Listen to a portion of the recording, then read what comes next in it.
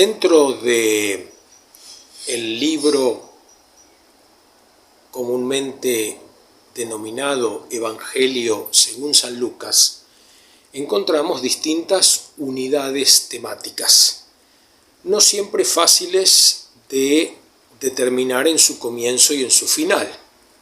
Pero hay una unidad temática, la del capítulo 24, que claramente tiene un comienzo y un fin. Se trata de lo acontecido con Jesús y el grupo de sus discípulos y discípulas más íntimos después de su resurrección. En este capítulo nos encontramos con 3 catequesis dirigidas al grupo discipular. La primera, que 2 hombres vestidos de forma deslumbrante dirigen a las mujeres. La segunda, que el mismo Jesús, no reconocido todavía como tal, transmite a los discípulos que van de camino a Emaús. Y la última, que dirige Jesús a partir del versículo 44 de este capítulo 24 de Lucas a el grupo de los 11 y los que están con ellos en Jerusalén.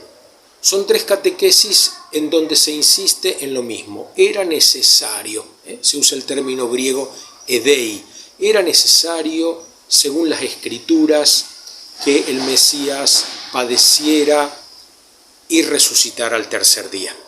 El tema es que si nosotros vamos al Antiguo Testamento, no nos vamos a encontrar con textos que hablen claramente de esto, sino que se trata de reinterpretaciones, de relecturas que los primeros cristianos van a hacer de los textos que hoy nosotros denominamos Antiguo Testamento.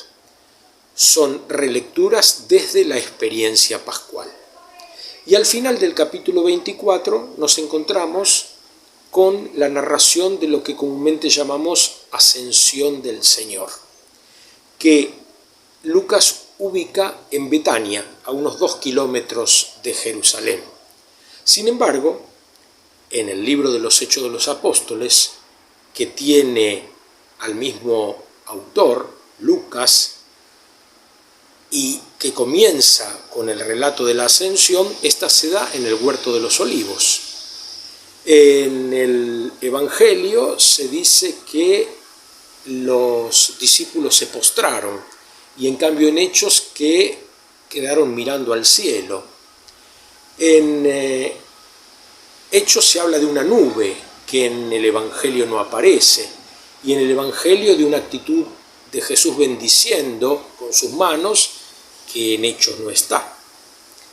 Después los Evangelios terminan diciendo que este grupo de discípulos se dirige con mucha alegría al templo de Jerusalén.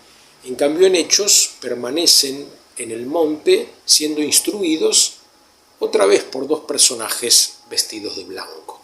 Es decir, que no podemos tomar este relato de la Ascensión como un relato histórico en sentido de cronología, en sentido de sucesos, sino que tenemos que entenderlo dentro de la lógica de esa época, en donde existían otros relatos de ascensión, tanto en los textos bíblicos, por ejemplo la ascensión de Enoc o de Elías, y algunos textos intertestamentarios, apócrifos judíos, que no entraron dentro del texto sagrado, pero que eran conocidos por el autor del tercer evangelio, y también en la literatura pagana, porque por ejemplo tenemos una ascensión de Hércules, de Apolonio de Tiana, de Claudio, incluso de Drusila, la hermana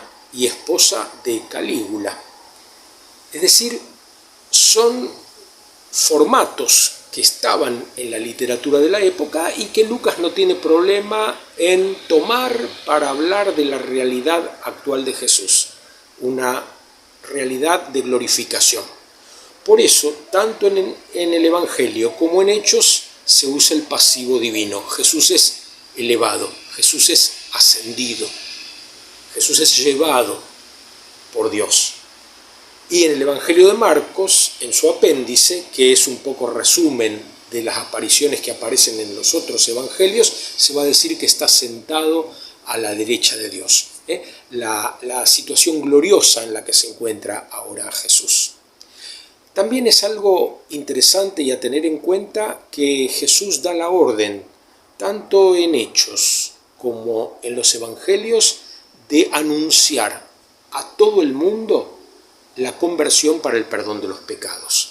Es decir, de disponerse a recibir este perdón que Dios da gratuitamente, y no solo a los judíos, sino a todo el mundo. Por último, me quedo con una imagen que me parece interesante. Los discípulos, según el relato de los evangelios, se postran cuando Jesús es elevado. Este verbo no aparece con frecuencia en el evangelio según Lucas. Aparece acá y en el capítulo 4, cuando el tentador le había propuesto a Jesús que se postrara delante de él para darle todos los reinos. Y Jesús los envía a todos los reinos, a todas las naciones, al mundo entero, hasta los confines de la tierra, va a decir capítulo 1, versículo 8 de Hechos de los Apóstoles, hasta los confines de la tierra. Pero para esto tenemos que postrarnos. ¿Ante quién? Ante Jesús, no ante otros poderes, porque Jesús es el que está lleno del Espíritu Santo, ese Espíritu Santo que se nos regala, ese Espíritu Santo que se ofrece como promesa del Padre, para que seamos capaces de ser discípulas y discípulos del resucitado, dando testimonio de Él con nuestras vidas y tal vez con alguna palabra hasta los confines del mundo. Qué hermoso que es sabernos llamados, elegidos por el mismo Jesús para cumplir esta misión tan grande, tan inmensa, tan sin límites, llegar hasta los confines del mundo anunciando la buena nueva de su Evangelio.